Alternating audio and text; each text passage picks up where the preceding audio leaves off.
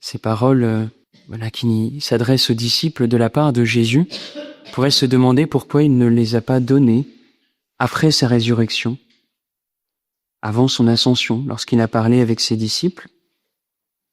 Bien peut-être c'est parce qu'il veut leur montrer le chemin qu'il va prendre, lui qui monte vers Jérusalem pour y subir sa passion, pour montrer qu'il sera uni à eux, et que vraiment son langage, le langage qu'il porte, sera véridique. Il va commencer par montrer l'exemple, lui qui va être vainqueur, victorieux, qui va se laisser habiter par l'Esprit Saint pour aller jusqu'au bout du don de son amour.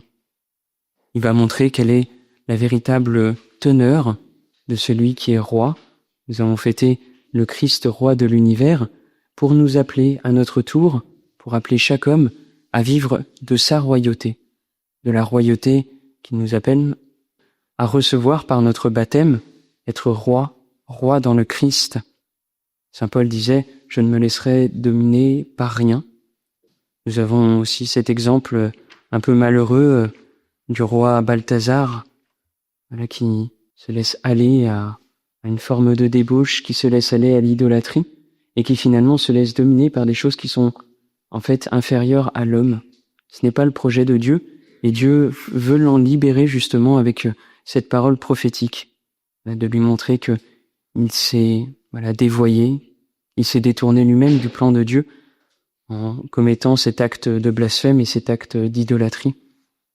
Alors demandons cette grâce, en ce jour où nous faisons mémoire du bienheureux Joseph qui est roi, lui aussi, cette grâce par l'intercession de Saint Joseph de vivre vraiment notre royauté baptismale, de ne pas nous laisser dominer par des choses qui sont inférieures à nous, mais de vivre vraiment en roi comme le Christ est roi.